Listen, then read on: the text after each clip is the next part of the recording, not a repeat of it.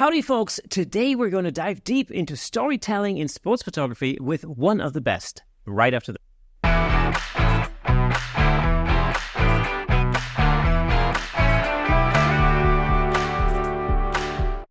Welcome to Camera Shake, where we bring you the insider scoop on all things photography and videography, giving you a unique opportunity to stay ahead of the curve.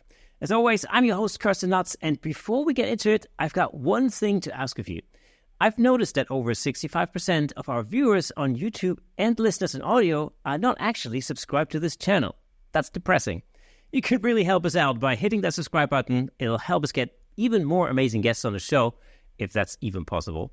But it'll just take you one click. It'll take a mere second. Thank you so much. Now, without further ado, let's give it up for today's special guest. She's shot the biggest names in baseball all over the world. She's a Sony Artisan of Imagery, author, and generally one of the nicest people in the game. Jean, how are things? Things are good. We're moving along, working on a new project, and it's full steam ahead these days. So lots of traveling and lots of exciting shoots and not a lot of sleep. Yeah, you seem to be all over the world because we've been emailing back and forth a little bit, and it's like you were like, where were you last? Was it Puerto Rico or something? Oh yeah, well I was in maybe Cuba. So yeah, I mean it's kind of been for the project. We've been in Uganda, followed by Cuba, Puerto Rico, and then I was in the Dominican Republic. And tomorrow I'm going to South Korea. So wow, yeah, I'm really excited about it. So. Phenomenally.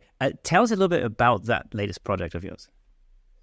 The project is part of we have an organization, my partner and I, Jeff Idelson, and it's called Grassroots Baseball. And it's a not-for-profit, and it celebrates the game of baseball and started off by giving back at the youngest level, doing clinics with young kids and with the idea that kids who play sports have better outcomes in health, better outcomes in school, better outcomes in life, with it doesn't need to be baseball, of course, but that's what we like. But really any sport, is a healthier choice for kids. And that was our first initiative when we started the not-for-profit. And then we did a program. That program was along Route 66. So we tied in working with these kids all along Route 66 for 3 years. And now our new project is Grassroots Baseball Women. And we've been telling the stories of girls and women playing baseball on the field, off the field, in baseball around the globe, the past, the present, the future. And it's really just been a rewarding project. And so many times when I say, I'm going to photograph a girls' baseball game, and people say, you mean softball? And I say, nope, I mean baseball. And so many people don't even know that girls play baseball. And it's and not only do they play it here in the U.S., but they play it in many places around the world. So it's been a fun project, and, it just does a lot for women. Again, any sport, what it does for a girl, the confidence that a girl gets being part of a team and all the things that team sports give, and then girls in particular, it's really nice to see what the sport can do for them. And, when I've been looking through your work, the one thing that I found really fascinating was the fact that, you shot some of the biggest stars in baseball in some of the biggest stadiums in the world.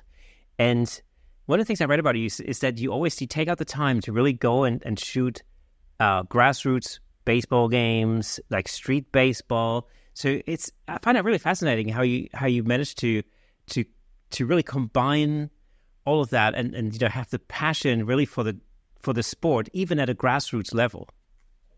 Yeah, you'll appreciate this as a photographer, right? You have photographers who I also teach photography, sports photography. And so many times you get the question of, how do I get a credential to get into a major league stadium? How do I get to, and everybody's goal is to shoot at this high level, right? To shoot at the World Series, to shoot at the Olympics. And sure, that's thrilling and exciting, but pictures can be made anywhere. And in many cases, better pictures can be made in places that are not these big stadiums where you don't have access and you're told to stand in this little box behind this rope and you can't move. And the game starts at 8 p.m. So the light is gone and you get what you get. And not that that's not exhilarating, but I feel like if we can let it go as photographers and not worry about the who, but worry about the what, you can just make such beautiful pictures, and taking these grassroots subjects in whatever sport you might be shooting, soccer or, just cricket. What do you guys play over there? Yeah, cricket.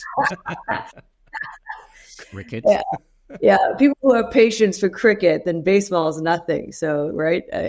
Those games could go on. But whatever the game is, when you can shoot it at a 4 p.m. or 5 p.m. start, right, with pretty light, and you have a beautiful background, and you have access for angles, then you make pictures. And to me, when I shoot my grassroots work and I shoot these kids, I shoot them like they're major leaguers, like they're the big stars, giving them, with the same equipment, with the same care, with the same planning, and with angles that make them look big and heroic. And it's so rewarding, on every level, and especially as a photographer, making pretty pictures.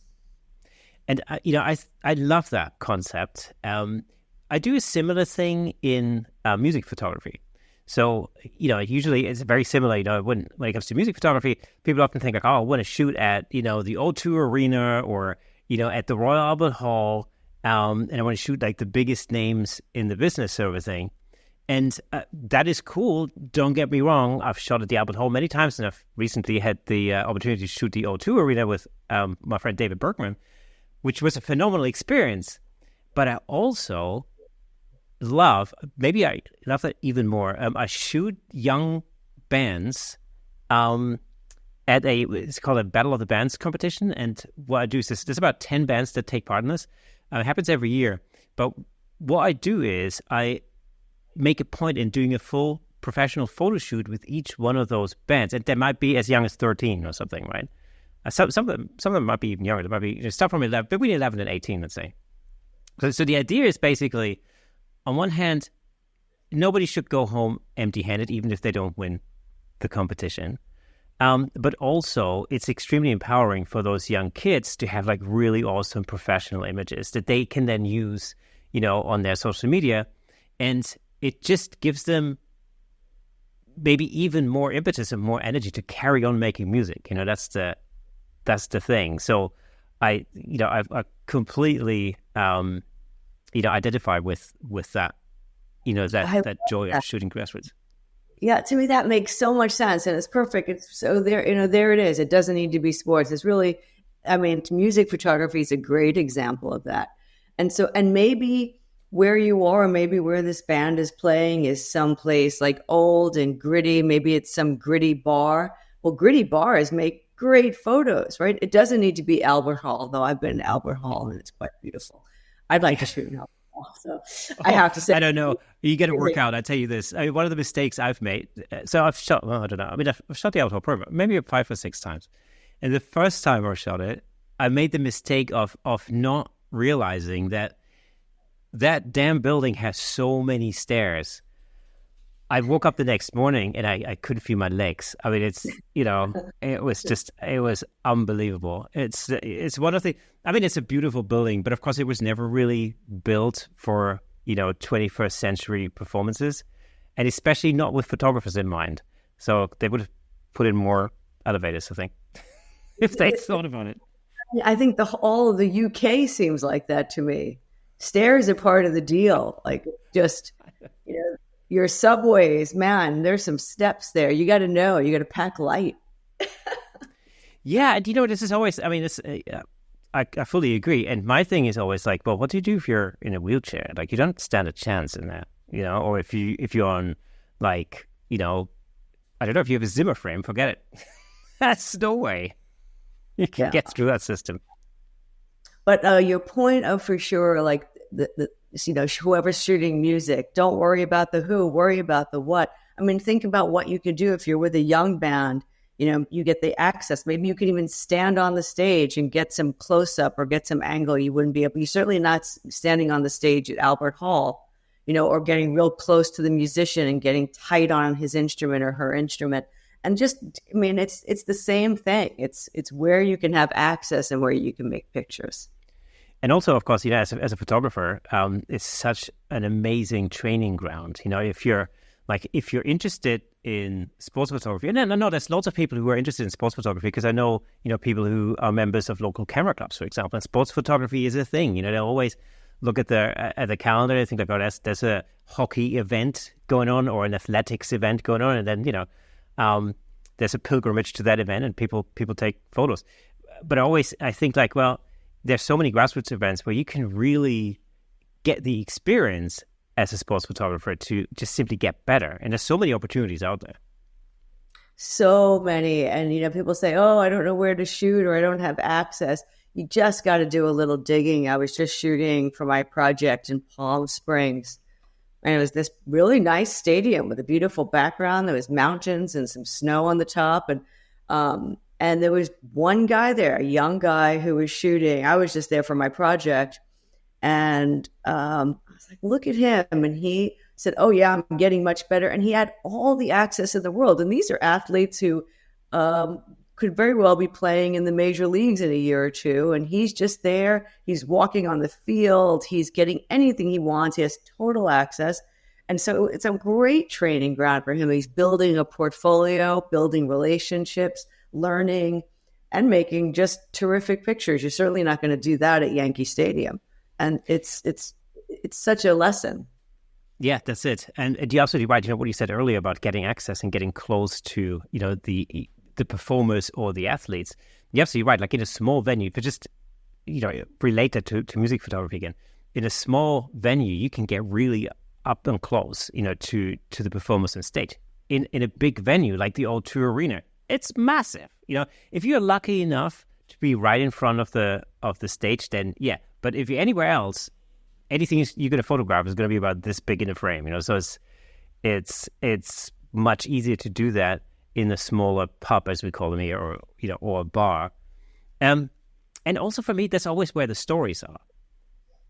Oh, yeah. And shooting with long lenses make beautiful pictures, no doubt. So you're shooting with telephoto lenses, those musicians or athletes, and they're beautiful. But there's also nothing like mixing up your take, or telling your story with a wide angle. But being able to be right up against that stage or against that athlete or right in it. I mean, you could tell the difference. You see the picture. The picture is more intimate. It's very obvious. Like, this was shot with a wide angle. You're right there with that person. Yeah. And it's a different picture, a beautiful picture. Absolutely. How did you first get into sports photography, and in particular, I call it baseball photography? What was your journey into that? I was a portrait photographer. I was shooting with two women who were doing all black and white film portraits, and they were just using natural light, and they were going on location. And I knew darkroom work. I learned darkroom work in high school, and not that well, actually. I got better as I went. But I offered to do their printing in exchange for going on shoots with them. And they said yes. And I started printing their work, and they had a beautiful darkroom. It was small, but it was great. And they printed on beautiful paper. Their work was really just absolutely lovely. And they started taking me on shoots with them, and then we got a studio space in a barn, so we were able to then do simple lighting and have an indoor-outdoor space and have the clients come to us. So I kind of grew with them as well, but they were great mentors for me. And just starting in film was a nice way to start. You learn a lot with what you can do in a darkroom, and take that with you. But it was never my passion. It was just where the opportunity was. And so I was also studying other types of photography, and I was working with other photographers. So I was doing all kinds of things. I shot weddings, a little bit of music, just anything that I could figure out my path. And then I had an opportunity to work for local newspapers shooting sports. And when I got that gig, I never looked back. I absolutely loved it. There was no doubt that this is what I wanted to do. And I was good at baseball because I was a baseball coach for my son. So the baseball photography felt more natural to me because the more you know the game, the better you shoot it. And I thought I knew football. But when I first started shooting football, what I thought I knew and the reality of what I really knew was very different. And so it was a learning curve more than I expected.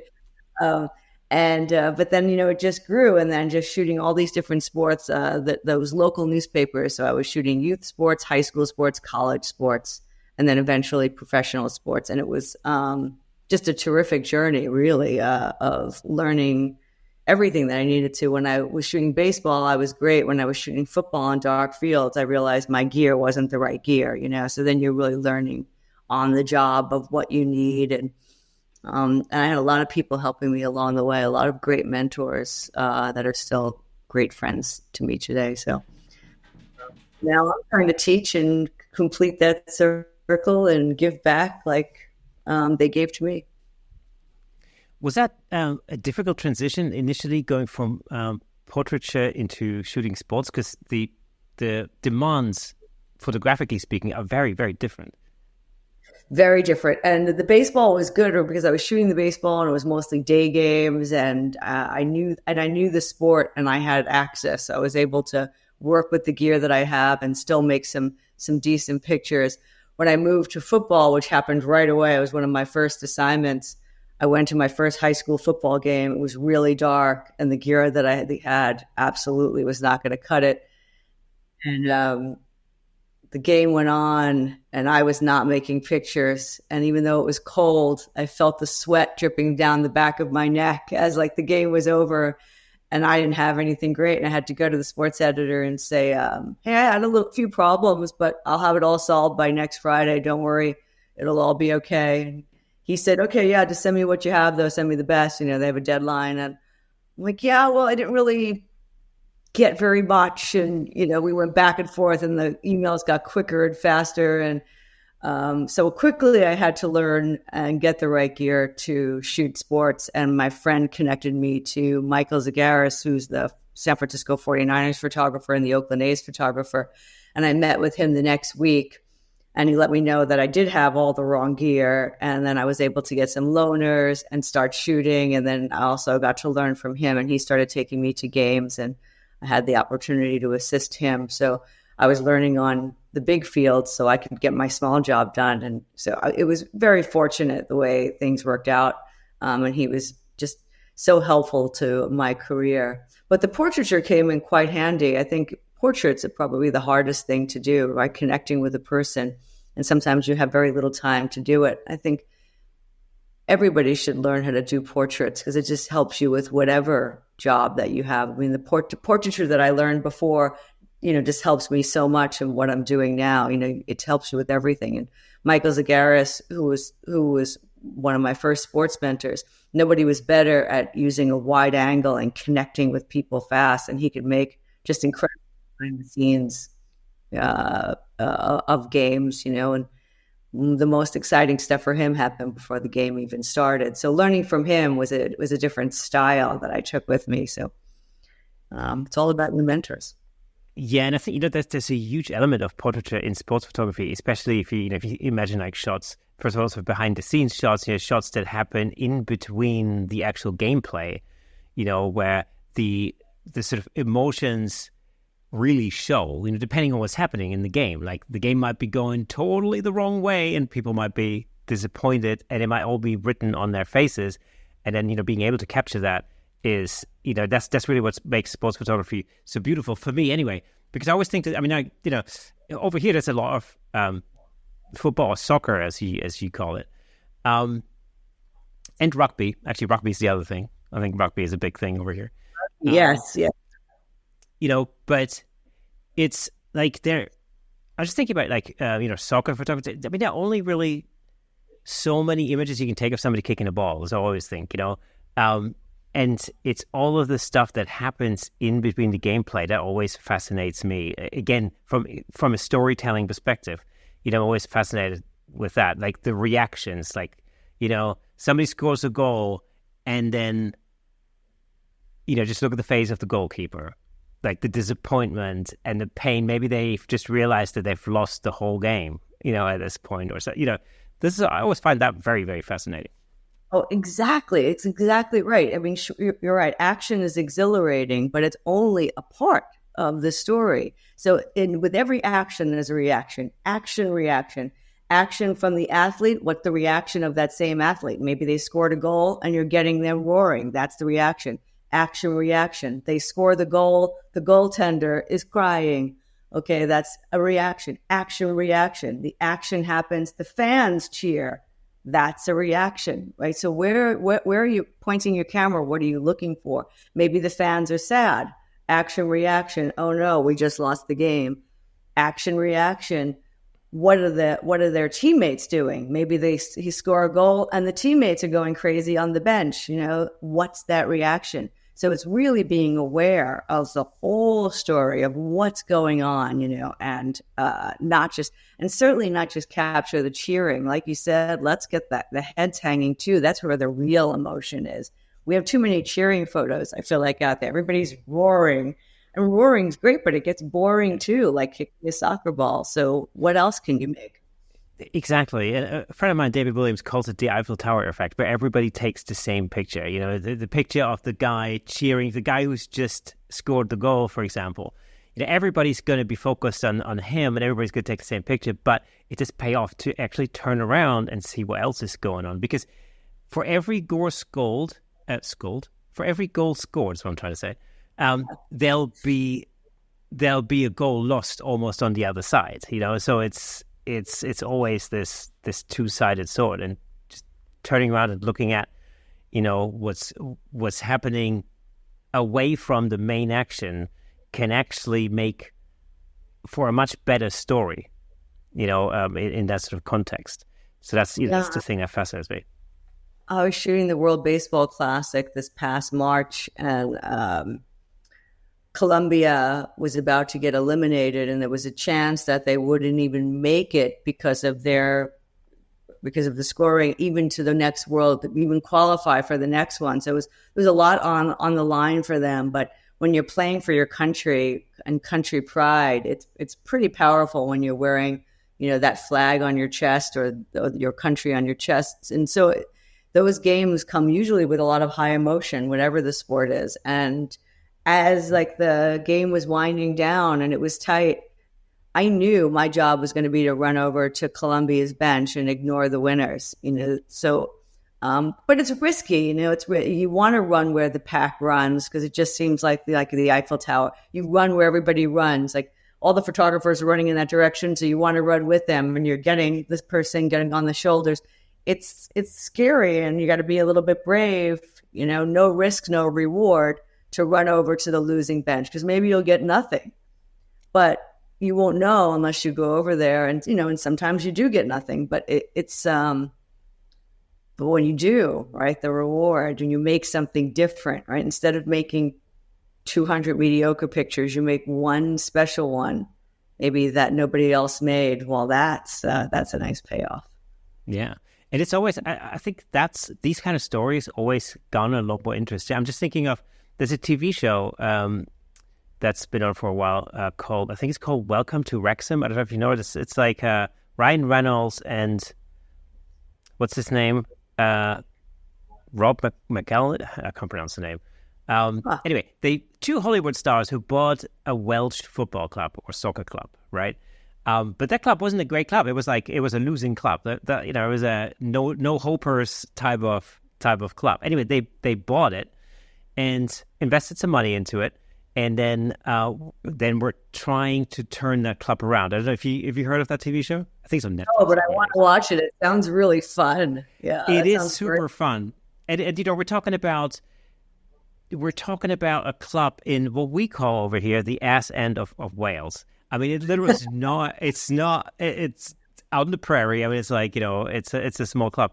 But these two Hollywood stars go and buy this club anyway, and then of course turn it into a TV show. But the really interesting thing about that is, by the end of the first season, I remember, they were like trying really hard to get up into the next league,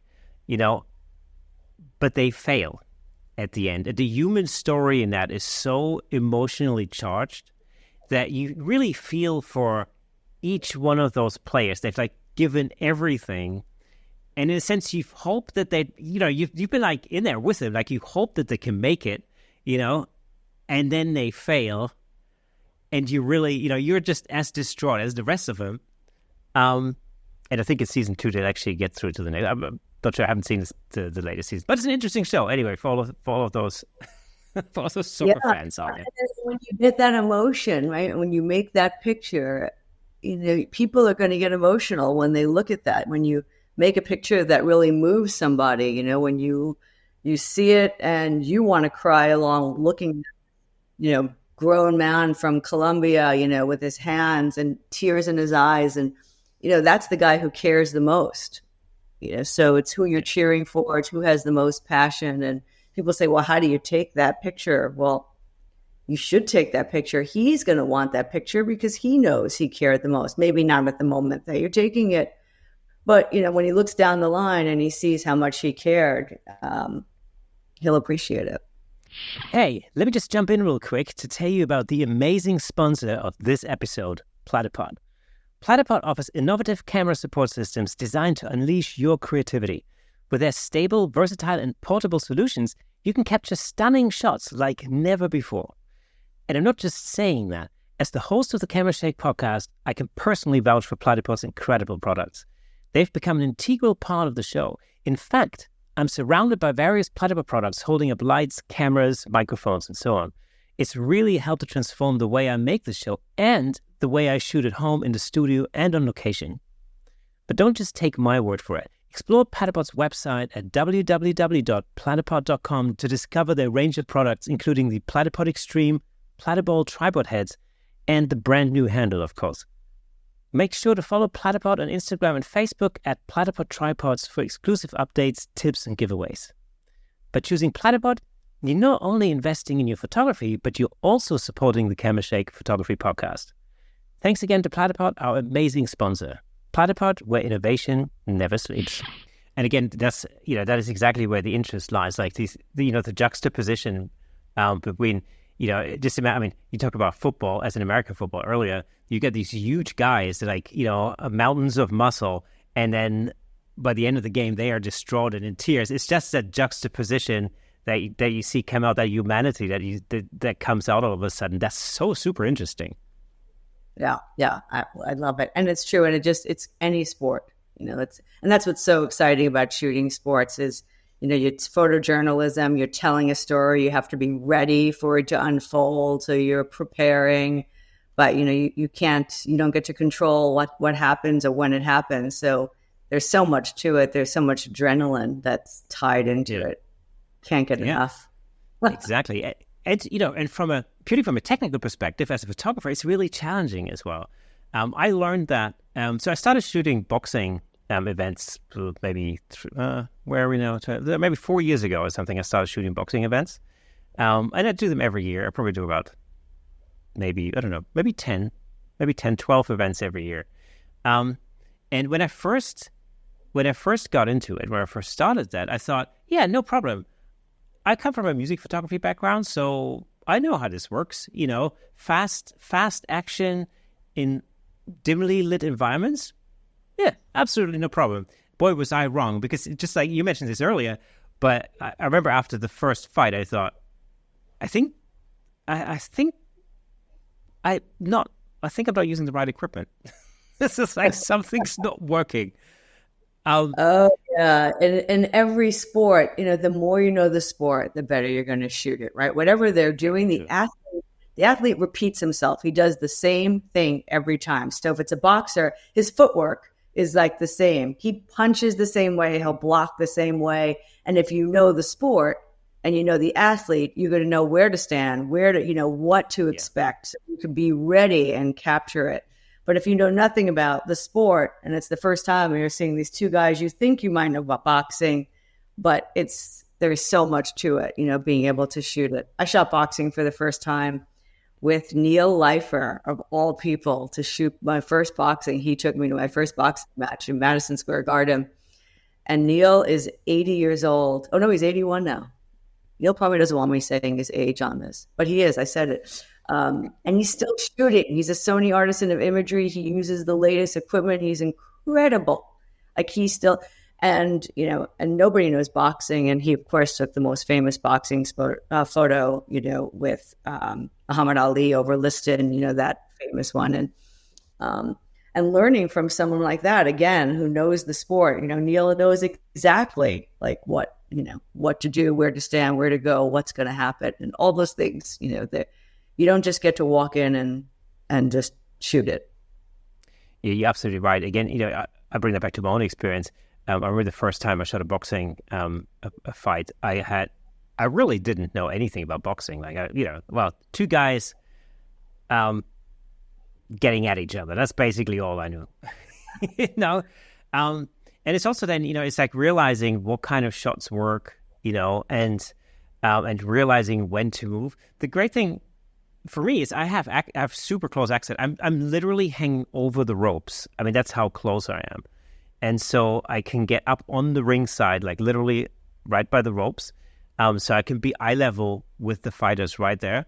So it's an incredible opportunity to get shots. In fact, I mean, it's happened more than once that I had my camera body pushed into my eye socket because I was just, especially when you're shooting wide, you don't realize how close they are. You think they're much further away than they are, and before you know it, you end up with. I've shot boxing a few times, and I've been on ringside. It's also pretty gross, like but yeah, I mean, but that's where pictures are made. Again, it's that wide angle, right? Being that intimate and moving around. You don't want everything to be wide angle, so moving away from the ring and being able to shoot with a telephoto lens and have a different look, makes the story interesting too. But there's nothing like that ringside with a wide angle. It's beautiful, beautiful pictures. Yeah.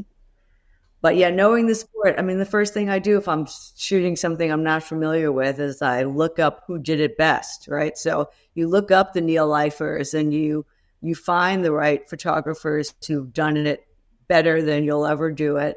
And you look at their pictures and at least know what you ought to be, and what you're striving for. So I think that's just always a nice way to start. What do I want these pictures to look like, and what should they look like? And you're absolutely right. Knowing the sport is so important. I had a conversation with David Berkman not too long ago, and he shot a lot of football, a lot of American football, in the past, and a really interesting conversation. And I remember he was saying, like, well, with American football, you need to know where to be before that gameplay actually happens. So you need to be able to think ahead and go like, right, this is about to happen. I'm going to have to position myself there because I'm going to get that shot from that side of the stadium or from that position. And it's just knowing the sport well enough to know that this is about to happen and I got to move myself now is super important. Otherwise, you're just going to be missing the shot all the time. Yeah, you're going to be, but you want to be in front of the ball and in front of the player. Exactly. So, I mean, what David's doing, he's like, okay, it's third down. He knows the team. He's probably shot the team over and over again, and I shot the 49ers for many years. And so, okay, like, who they're going to throw the ball to, or you can anticipate or at least have an idea of what. And there's nothing like knowing the sport. So you run down and you put yourself in position for the picture you want to make. And then it's luck, right? Because, sports photography is luck, and you work hard for your luck, but then when the play does happen, you don't miss. You certainly try not to. So it's all of that. And that's what makes it so fun. But yeah, there's nothing like knowing the sport and knowing the team. Yeah, and knowing the participants. There's a funny thing that happens in amateur boxing a lot is you have, especially a lot of the time with the guys. So what happens is they are like super eager and super pumped up.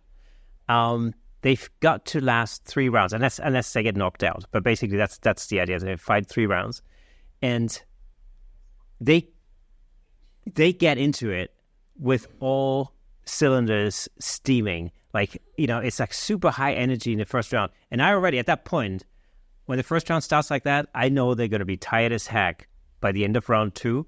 And I know I'm not going to have to worry about the movement of the action too much, because I know I'm going to get some much calmer shots in the third round because they're done. They're not going to be, nobody's fit enough to last through 3 rounds at that sort of high energy level. Wear that headgear with the amateur. They wear the headgear like that protects their face.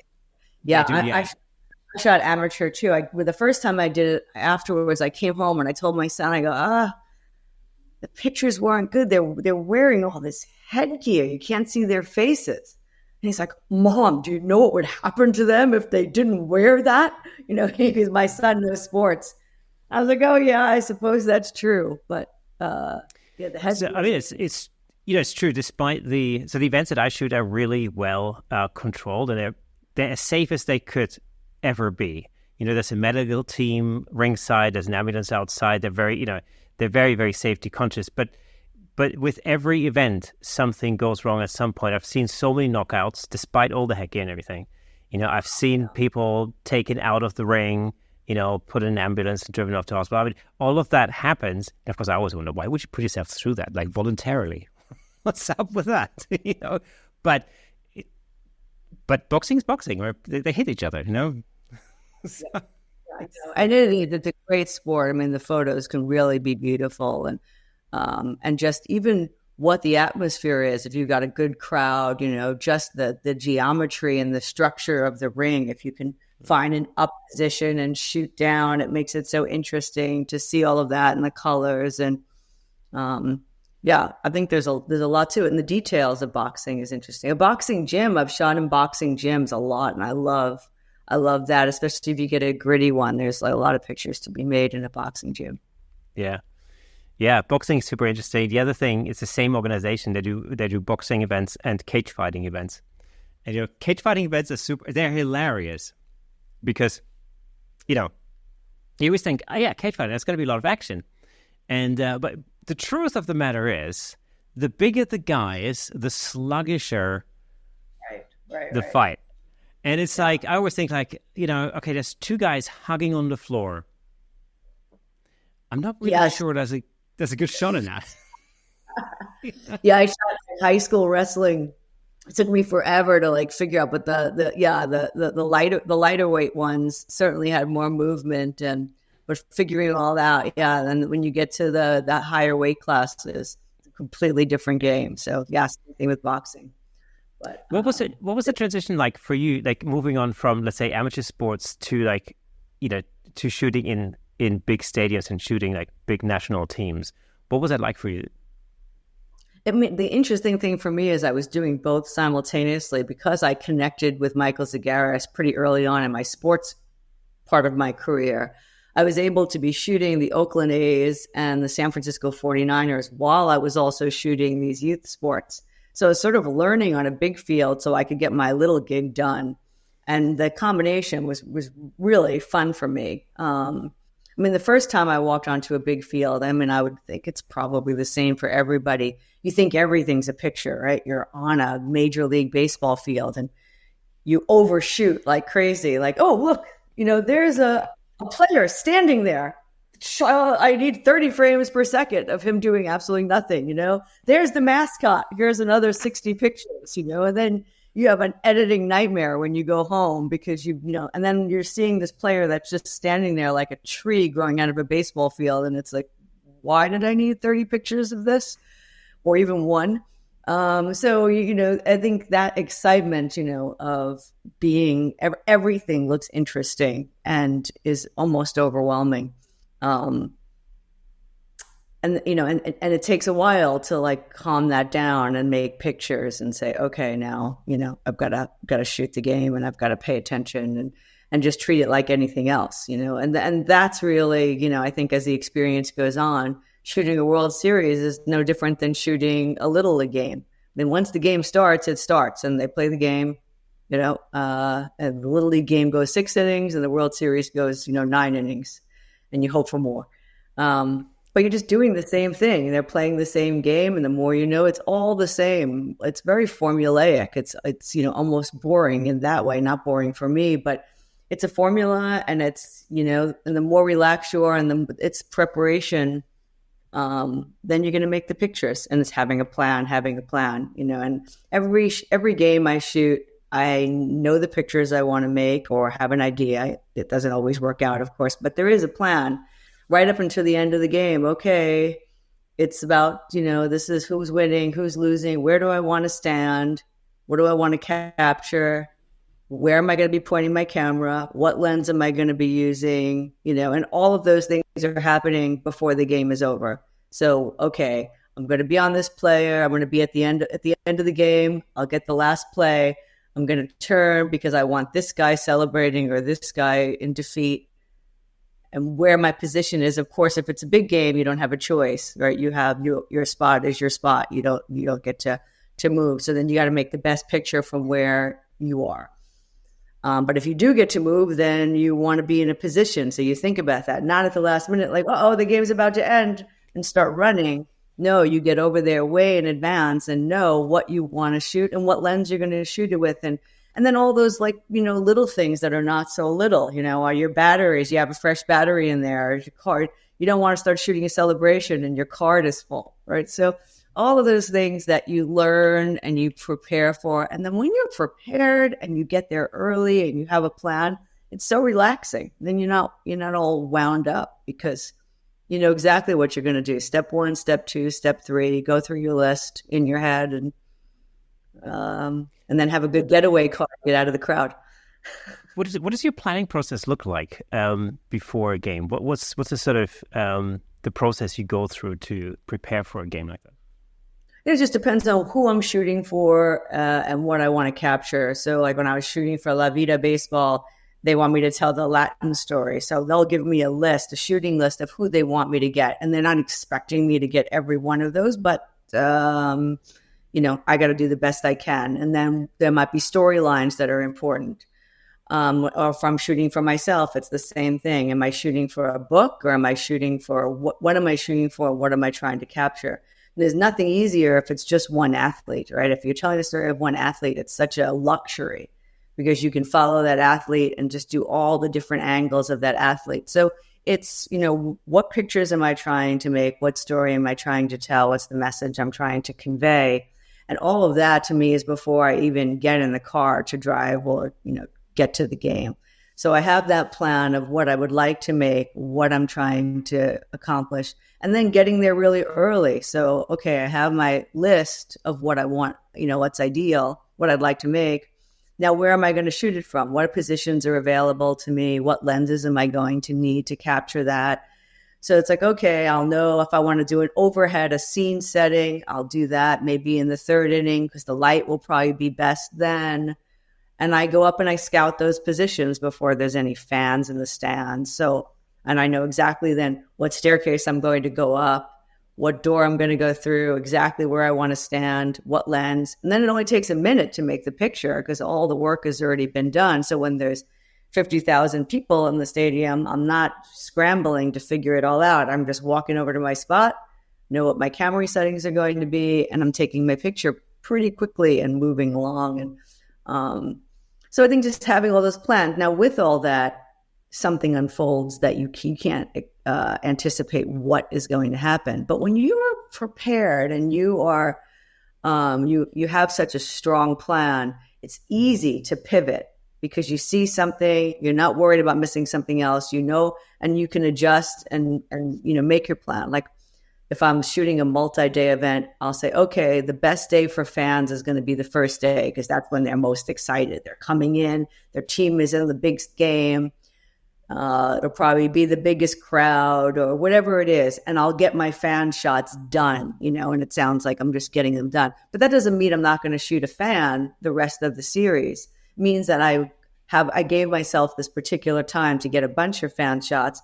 And then when I see something interesting, somebody's walking around in a lizard costume for some reason or whatever, or somebody's painted their face or put a lot of effort into, or they're animated, I get that fan shot and I add it to my fan shots. And so it's all planning, it's the creative process for me is planning.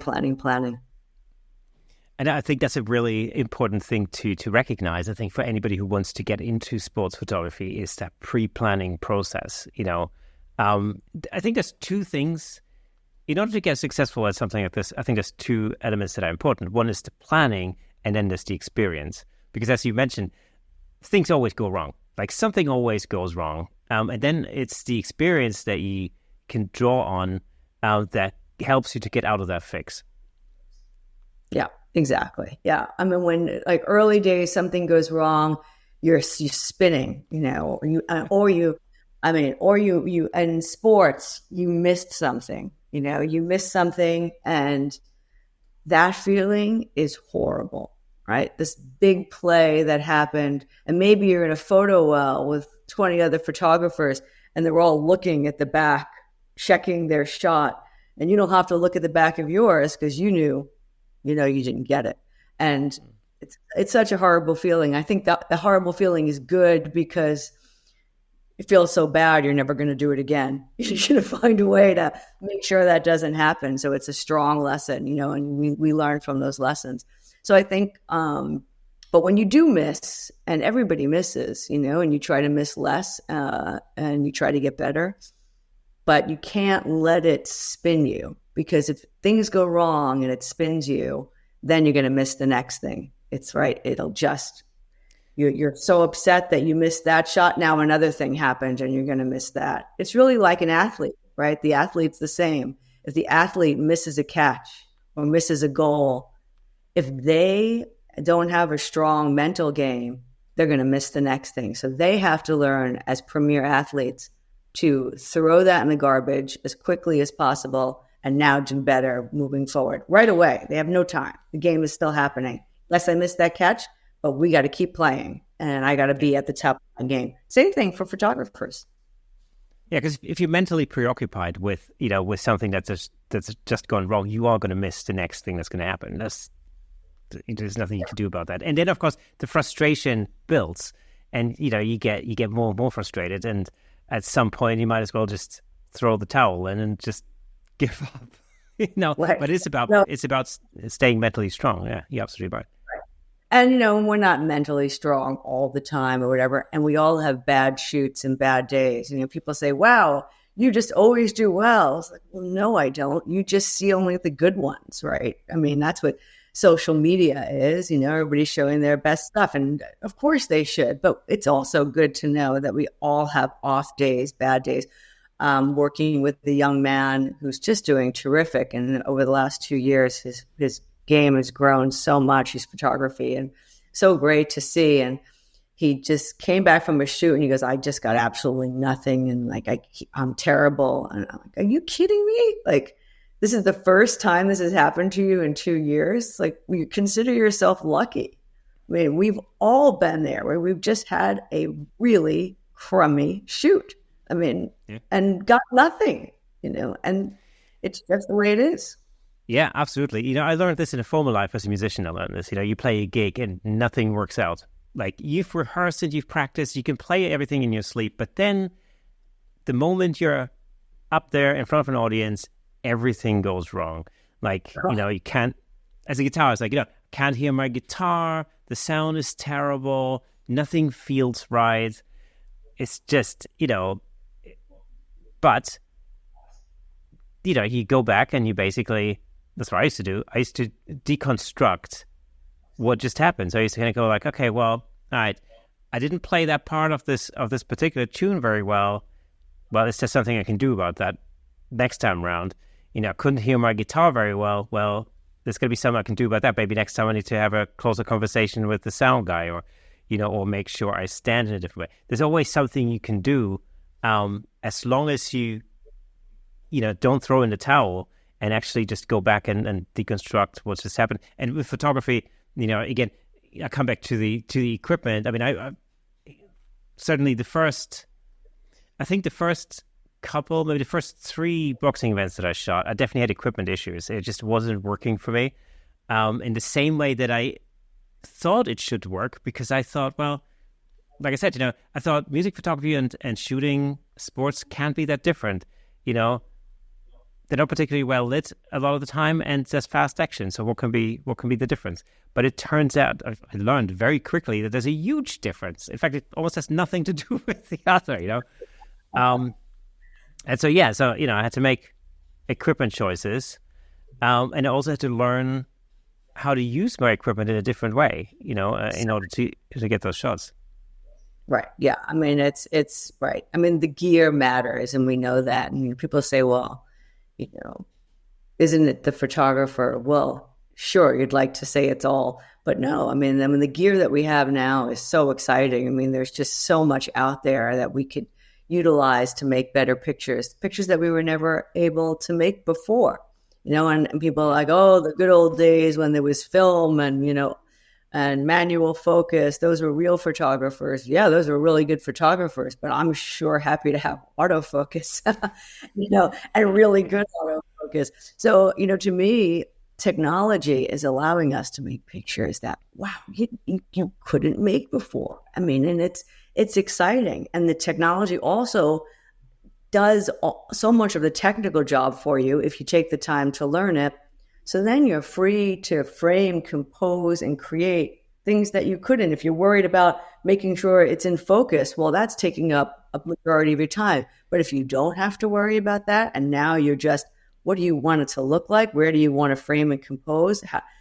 Just incredible. And then, of course, in sports photography, the amount of times that you're able to capture an athlete at his or her peak moment certainly increases with the technology that was out there. Big time. So, I've noticed this. This is part of my learning curve. Let's say in shooting boxing events. I remember when I first started shooting boxing events, I shot a DSLR, and I'd come home and I'd load my shots up, and I'd say maybe 40% or something of the shots, there was something wrong with them. Either missed focus or something wasn't. It's usually focus issues, and that was fine. That was just something I sort of took into consideration, and that was just how it was. Cool. Then eventually I switched to mirrorless, and I shoot Nikon. So Nikon's mirrorless technology is actually, the autofocus technology has come a long way since the days of DSLRs. And I have to say, my issue now is I don't really have many shots to weed out. It's like out of the, let's say, 4,000 shots that I've shot, literally 3,990 are in focus. And it really like, oh shit, that's a lot of shots I have to go. It was so easy to just, weed them out earlier. Now, completely so different thing.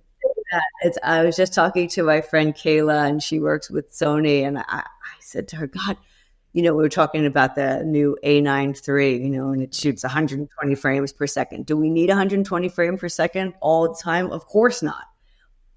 But do I want that? You bet I want that. Why wouldn't I want that for when I need it? And I said, the job is becoming a better editor, because you upped your game, right? So it's learning how to be a better editor. And I've learned how to be a better editor over the years. I've had somebody incredible teaching me. This guy, Steve Fine, who worked for Sports Illustrated for years, and he was the photo editor there and head of photography. And, you have to know what a picture is and what it isn't. And he's so fast. He's still, of course, much faster than me. And having somebody else edit your pictures, that is not emotionally connected to them, really helps you. Somebody hands it back to you and says, this is the best one, and here's why. And yeah, I know you like that one because you worked so hard to get it, but it doesn't make it the best picture. You just remember how hard you worked to get it. But so all of the things that it takes. And now, I'm so fast. And now as I was shooting with these new cameras, I know I've got to edit quickly. I got to move along. And it doesn't matter that I have 100 frames of this shot. There's still only one peak one. There's one best one. There's one athlete at his or her peak moment. And do you know which one that is? And getting good at that and being able to get fast at it. It's fun. It's a new fun part of the job. Yeah. Or not new, but better at it. How much editing goes into the images that you deliver? Does any editing go into it? Well, I'm going through my takes as fast as I can. I was just in the Dominican Republic, and I'm going from one shoot to another. I'm putting my card in and sitting in the back of a car and actually going through my take and and I do ones and twos for what I'm going to keep and moving along to the next one. And it's great to be getting, fast at it. You don't want to make mistakes, so you can only go as fast as, you're capable of going. And then just delivering, if I make an adjustment, it might be a little batch adjustment before I send, maybe I have to pick up the shadows a little bit, or, pump up a little bit of, something that it needs, but we'll bring down highlights or whatever it is that, but it's quick, and sports photography is quick, delivering is quick. and then I'll spend a little more time on something that might go into like on my website, that you want to take more time. You don't want to just throw stuff up there. So you'll take a little bit more time with those photos in your archives, and you have some more time to work with them. But that's certainly one major mistake I made. Again, at the very beginning when I first started shooting boxing, it was like I was so nervous about delivering the shots, and so I went into editing overkill, and it was stupid. And I spent days, and I can't remember how many. Maybe I delivered, I don't know, maybe 800 shots or something like that. That was the gig, so somewhere in that region anyway. And I spent days painstakingly editing them. And of course now, 4 years later, my workflow is completely different. Like there is no such thing as like individual shot image editing. It's all batched up. But it's fun to remember that you did that. I mean, we all did that, right? Going through, taking forever, not being sure, and then individually like trying to like make. And you can't do that. But cropping, I crop really fast too, because, cropping is part of sports photography. So, you crop in, you can make something better. You get tighter into the action, and whatever long lens you have, the great thing is these files are nice and big. So we're able to crop in and make something, make a more impactful photo after the photo is taken. So everybody says crop in the camera, and yes, you crop in the camera, you should frame and compose properly, but I'll crop in for impact, for sure after the fact.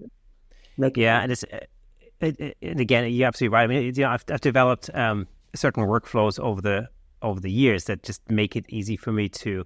Basically, I batch, because I have to deliver in 7x5s. That's the requirement for this particular gig. So I batch crop the whole shebang. And then since I sort of do a super quick edit in Lightroom, what I do is I keep the crop tool open, and I just use a graphics tablet, and I literally just make a super quick crop adjustment and then flick immediately onto the next picture. So I don't have to come in and out of the crop tool every time, because I figure like, if I've got to deliver 800 shots on average, sometimes anywhere between 600 and 1,000, I guess, depending on the event, even one click on the graphics tablet, for example, or one move multiplied by 1,000 takes a lot of time, So if I can minimize that and just make that as straightforward and simple as possible, I actually save myself a lot of time. And so, I probably spend a couple of hours on a job like that now rather than days. And that's huge. Yeah, it is huge. And it sounds like you got your system down. You can't spend, whoever the client is, they're not paying you for days of editing. Exactly. That's exactly it.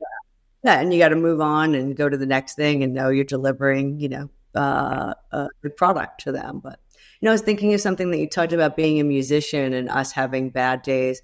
There's also my friend Steve. I talk about my friend Steve a lot because he's giving me so much. But he also, there'll be times when I'm shooting day after day after day after day, and then like I just don't see it, and I'm like really struggling and have a bad shoot. And it may not be a technical problem. It may just be a me problem. Like it may just be. And he said, there's some times when you got to just put the camera down.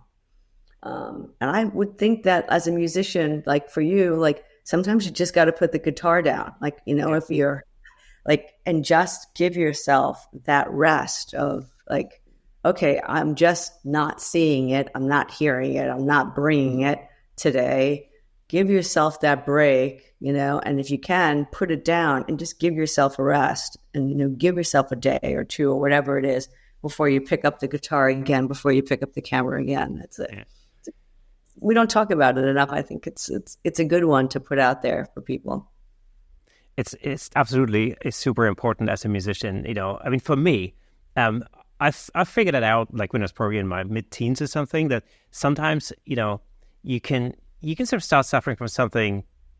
I don't know. I usually call it creative overkill, where it's just your brain's just flooded with all these different ideas and things that are coming through, and you can't really compute them all, and all sort of, it's like a funnel. So this is how I always used to describe it to my students at the time.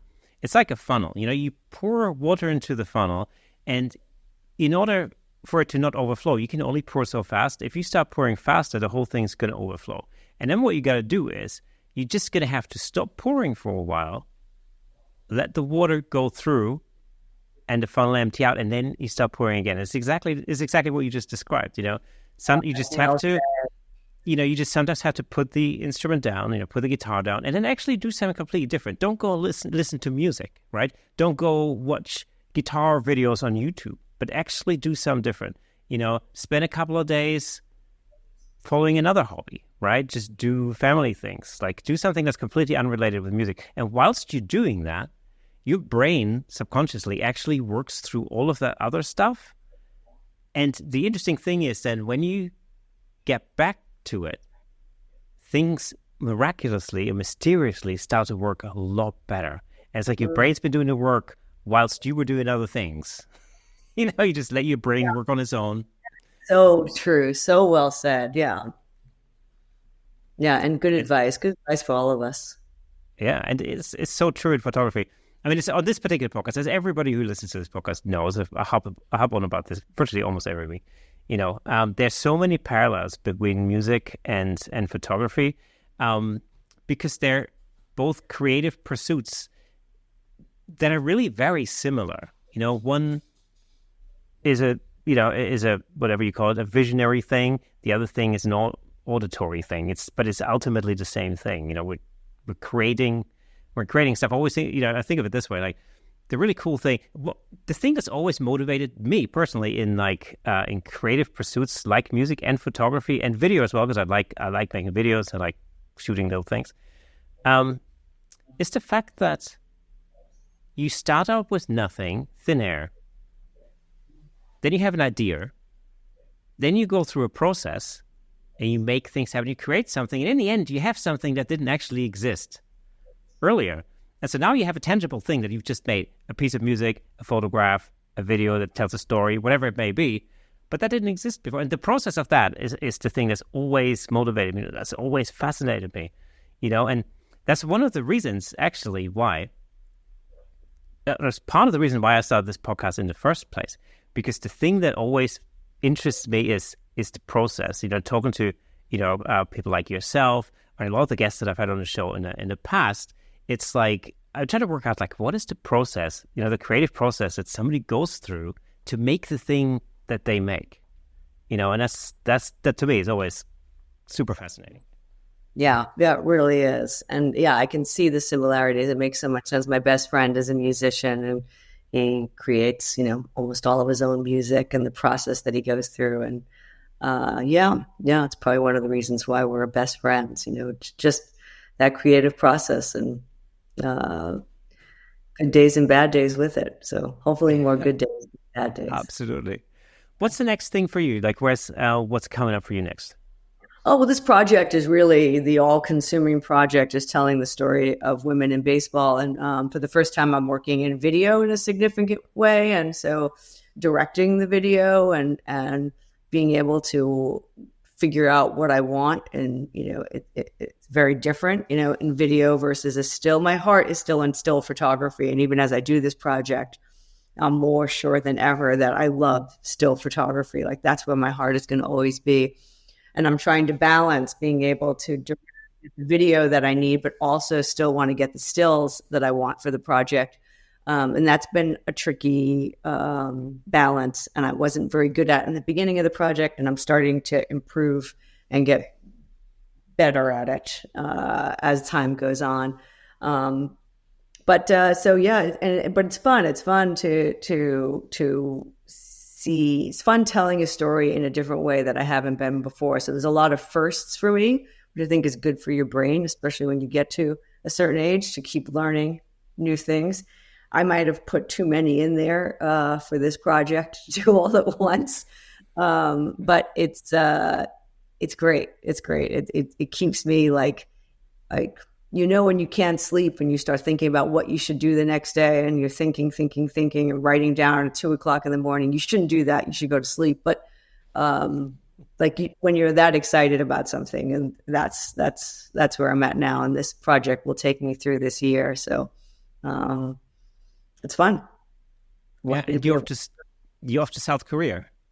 Yeah, Tomorrow, I Office think. Korea. And women play baseball there, and that's the exciting part of this, right? It's not the game. The game is played the same everywhere. Baseball, it says the same rules pretty much, but it looks different in different places, and it's the cultural difference. The geography, the topography, the landscaping, what does it look like? What culturally is different? What are they wearing? What do the fans look like? And then, of course, it's women playing the game.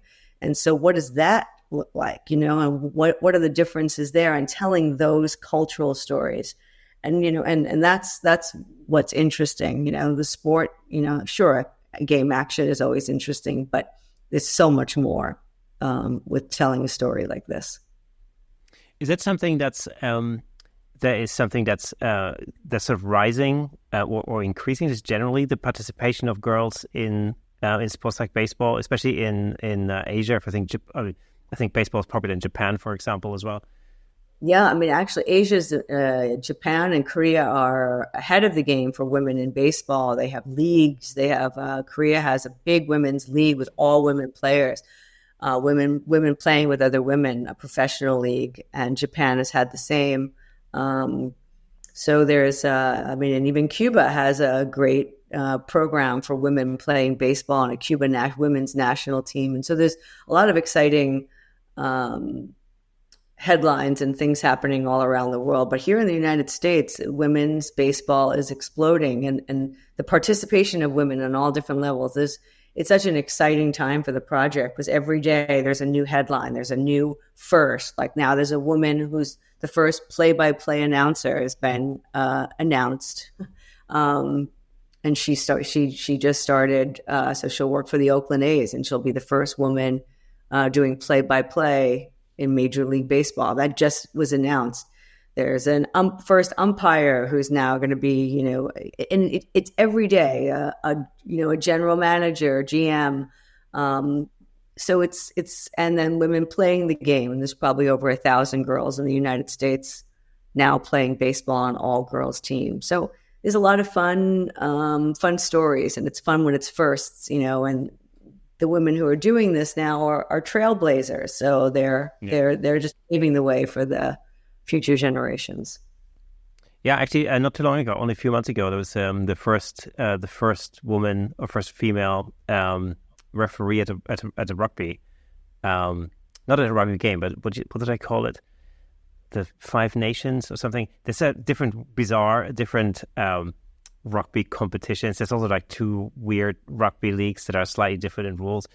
My wife's a massive rugby fan, and I've only recently learned the rules. I want to shoot it with mud. I think rugby and mud go together really well. It's got to be like a muddy field, like really, exactly, yeah. It is fun to watch. I mean, like I said, I've only been sort of introduced to my wife's family are Welsh, although she's Canadian, but her family are from Wales, and rugby is huge in Wales, and they really have her sister and her mom. I've never seen anybody shout that loud and violently at the TV like when they watch rugby games. It's crazy. It really is crazy. It's like, it's so much fun though.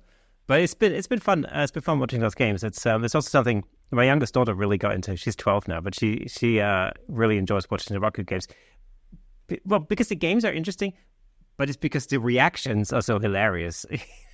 Everyone yeah, it's great. Yeah, it's fun. So yeah, fantastic. Jean, it's been an absolute pleasure having you on the show. Thank you so much for being the guest on this week's Camera Shake podcast. I'm sure not the last time. Sports photography is such a rich subject to talk about. There's many things I can imagine we could be telling about when it comes to that on the show. So thank you so much for being on the show today. This has been so delightful, and I love the tie-in of music and sports. It makes so much sense to me. It's so great. So thank you. Thanks for including me. Yeah, you're very welcome. It's like I said, I know that there are a lot of people who are really interested in sports photography. I know that some people I know in the area who are members of local camera clubs and stuff, they're always desperately trying to get better at sports photography. So it's actually maybe one final thing. For anybody wanting to get into sports photography or wanting to get better at photography, what would be your top tip? I would say go to a place where you have access to relax and make pictures and practice. There's nothing like shooting every day in a place where you can, there's always a place, there's always some place you can go where you can shoot and really have access to make the pictures you want.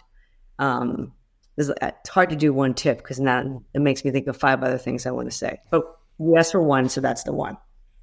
Perfect. Thank you so much.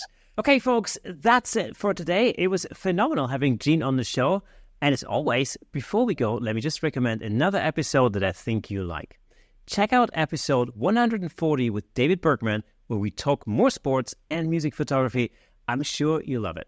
If you enjoy our content, consider supporting us on buymeacoffee.com/camerashake to help us continue creating and bringing you more exciting episodes. It really does mean the world to us. I'm not really quite sure why I'm saying us because it's actually just me. So I should say just me. Anyway, and for those of you who are listening to the audio version of this podcast, did you know that there's a fully fledged video version over on YouTube with plenty of examples of our guest photography in full Technicolor? Well, all you have to do is go over to YouTube, search for Camera Shake Podcast, so that you'll be able to watch all past episodes on there. If you're already on YouTube, however, make sure to drop us a comment, hit that like button, ring the bell, and share with your friends. Your engagement does help us reach a wider audience all over the world. So thank you for listening and watching. And remember, a new episode drops every Thursday. So make sure you mark that in your diary. Until next time, keep shaking things up in the world of photography. See you next Thursday.